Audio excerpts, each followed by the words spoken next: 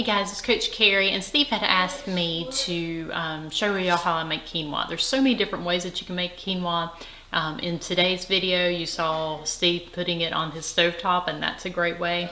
I like to use my Ninja Foodie, and I like to use the pressure cooker on that, the Instant Pot, if you have one of those at home.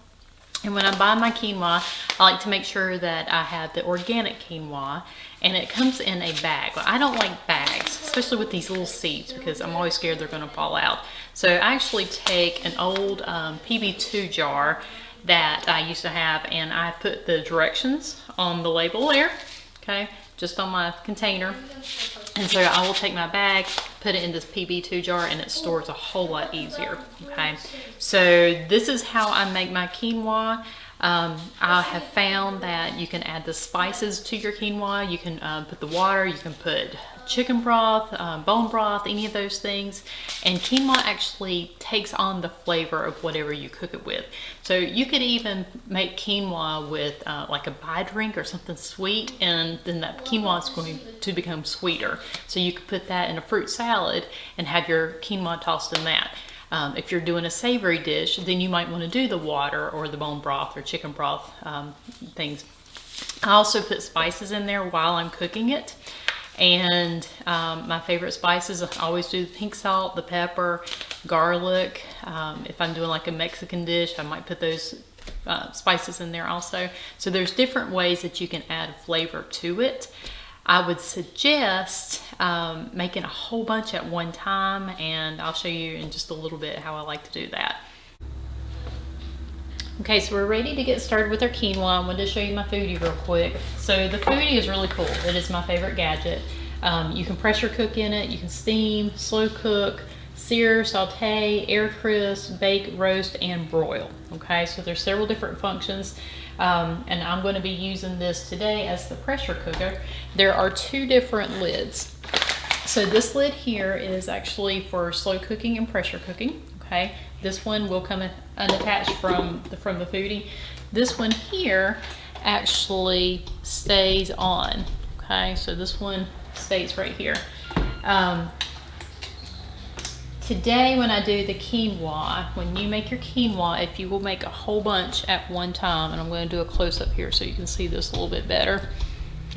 Okay, so for every 1 cup of dry quinoa is going to make 2 cups. And so I'm going to go ahead and put in 2 dry cups of quinoa. And here's my first cup. Now my foodie is actually already hot, and I do that on purpose because it takes less time to build up the pressure when you are cooking with it. Okay, so I have 2 cups of the quinoa, and I was going to do 1.5 cups of water per cup. So I'm putting in 3 cups of water in there, and I'm just going to give it a little stir here.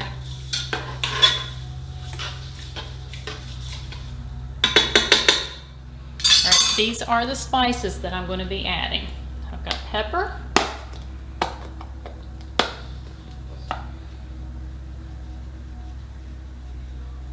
do not ask me to measure my spices because I never measure spices, okay? All spices have got health benefits. As long as you're reading your labels, then you should be good. This one is onion powder. I'm going to add some garlic powder to it.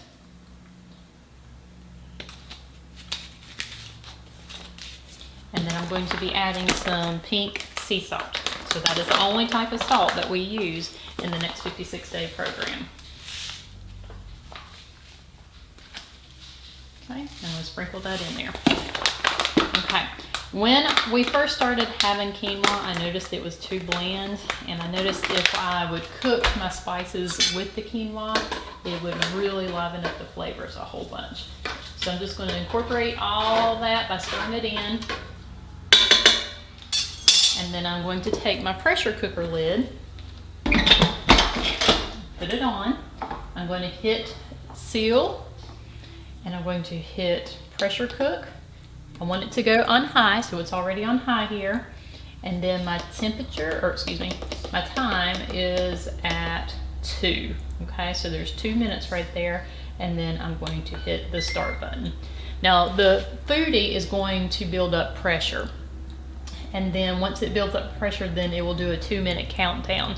After it cooks for 2 minutes, then I'm going to leave it in here for a total of 10 minutes naturally, and then after that I will take the seal off, and you'll see the steam and everything coming up. But that makes a really good quinoa. It fits, makes it perfect every single time. Okay, so my quinoa has hit the 10-minute mark, so I'm going to release the pressure here, and all I'm going to do is take the seal and send it over to the right. It's going to be hot, so get you a glove or a towel or something like that.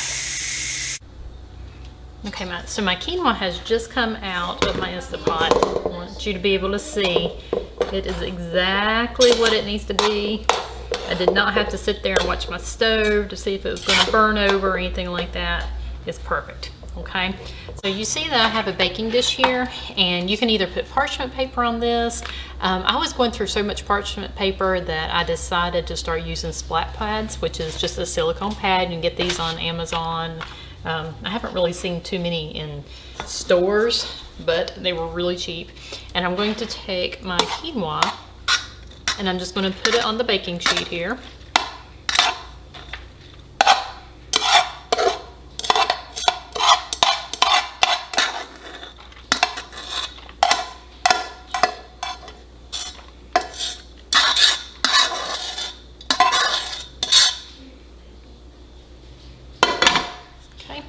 And then I'm going to just kind of slide it out here so it's kind of a thin layer.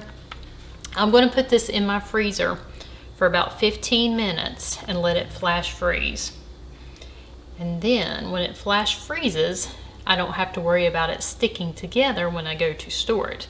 So when I store it, I will either store it in a Ziploc bag, which this one here is, this is the frozen quinoa that's all I had left. So I've been using this for a good while now. And then I just always make sure that I label it quinoa. A lot of times people will put the quinoa in an ice tray or something and just measure it out so they can make sure that they're getting a tablespoon of quinoa on a daily basis.